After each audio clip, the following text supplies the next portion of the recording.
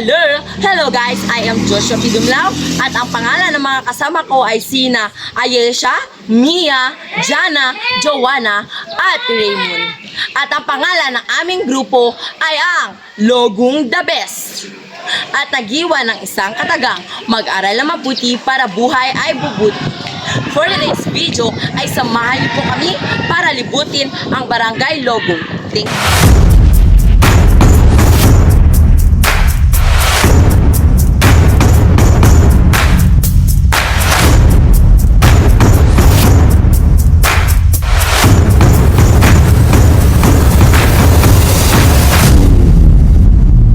Tara, samahan niyo po kami para libutin ang Barangay Logong.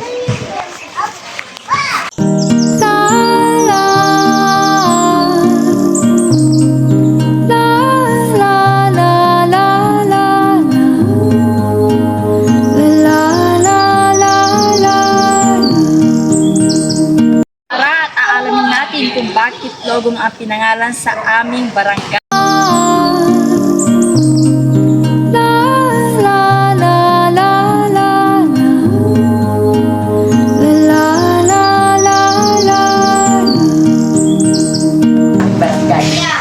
How Logong got its name? Long time before, this place is full of bamboo. Ang Logong kasi guys is punong-puno ng bamboo noon.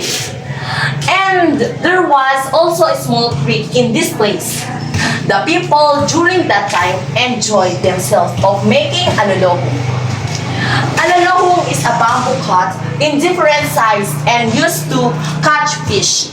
Ginagamit po ang alalogong para makakuha ng fish or isda. So when they want to catch fish, they just put the alalogong in the creek that it's not so deep, and after some days, they get that alalogong and look for the fishes inside. Years past, the people thought of what name will be the best name to be the given in this place.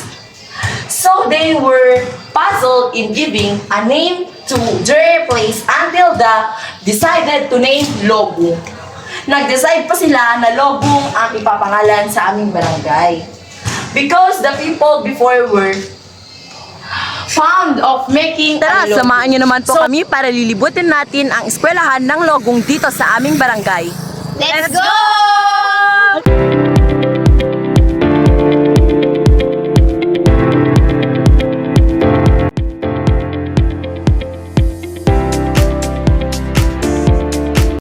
At nandito na po tayo sa paralan ng Logong.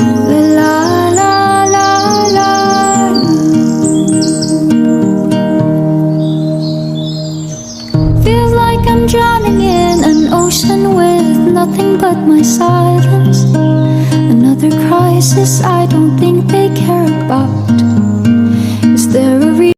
So nakita nyo po kung anong mga nandito sa Barangay Logong. So sana po nagadahan kayo at makikita nyo naman po na walang masyadong mga basura. Kasi bawal po dapat magtapon ng mga basura sa paligid po natin kasi nakakasira po ito sa mundo. O parang di siya maganda tignan sa paligid. Kaya po sana wag po tayo magtapon ng mga basura sa paligid po natin.